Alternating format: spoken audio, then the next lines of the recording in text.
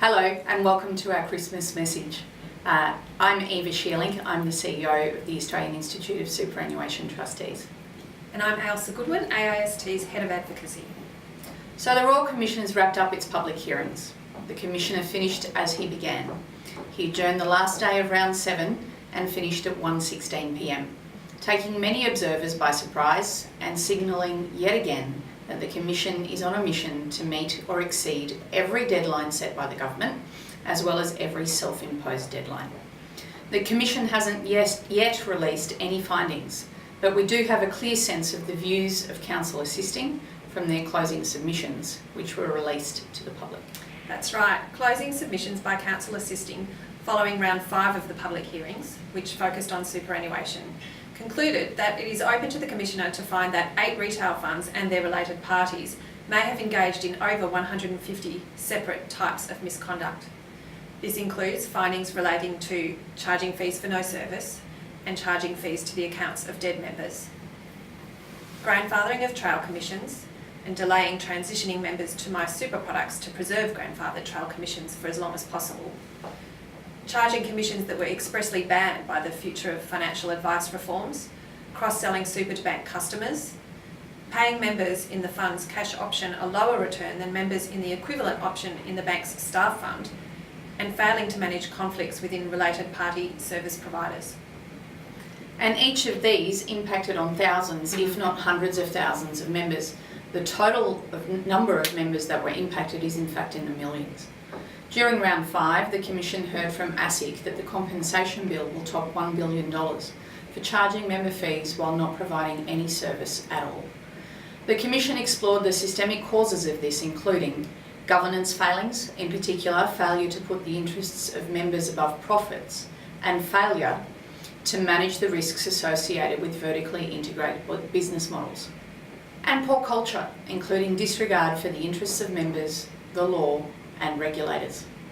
Despite all this, there's no denying that the Commission's work has also had a big impact on our sector. Over 30 industry funds that are AIST members responded to notices to produce and provided witness statements. Some funds responded to multiple notices to produce, served in quick succession and with very short timeframes for responding. And some funds provided witness statements running to over 100 pages and supported by numerous exhibits. It was common for funds to have provided the Commission with tens of thousands of pages of documents, and for some funds, the figure was over 100,000 pages. Closing submissions by Council Assisting identified 2 potential instances of misconduct involving 3 profit-to-member funds. I know that our members would agree that misconduct, including misconduct in our sector, is never acceptable. While round 5 delivered our sector a relatively clean bill of health, our sector is very conscious of the need to avoid complacency or hubris. There are lessons for all of us from the public hearings, and 3 key lessons are: first, all funds should ensure that executive remuneration drives conduct that is in the best interests of members. Second, all funds need to manage related party arrangements in the best interests of members.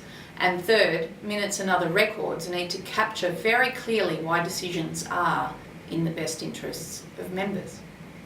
So where to from here?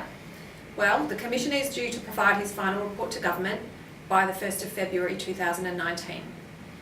His interim report didn't include any draft recommendations, but the Commission has provided some signals about its thinking.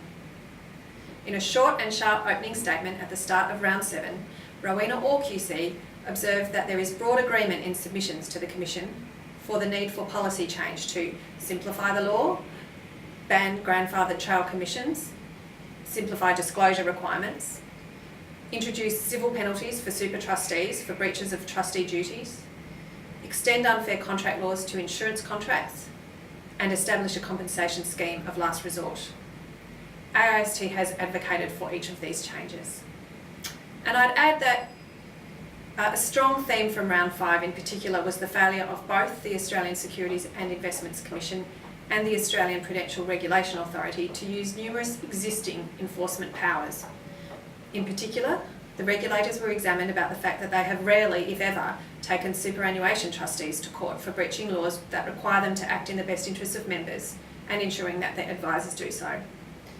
It's no coincidence that both ASIC and APRA have now announced reviews of their enforcement strategies. ASIC has also signalled clearly that the industry can expect that it will be taking more enforcement action. And just recently, APRA announced that it is taking IOOF directors and executives to court. A more litigious stance by the regulators will impact the whole super industry, including our sector. The government released the Commissioner's interim report immediately, and I expect that the government will do the same with the final report. Next year is an election year, and both the government and the opposition will face strong pressure to commit to implementing the Commissioner's recommendations. Next year, AIST will continue to advocate on behalf of our sector in relation to all the issues raised by the Commission. We plan to produce a summary of the final report, which members can use internally and also use in member communications, trustee training on governance lessons from the Commission, and a report on key lessons for funds from the Commission. And we will, of course, work with you to prepare a comprehensive policy response to the Commission's recommendations.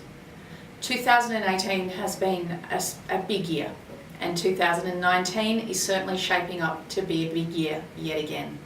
So take this time over the Christmas holidays to have a well-deserved break, and we look forward to working with you in 2019.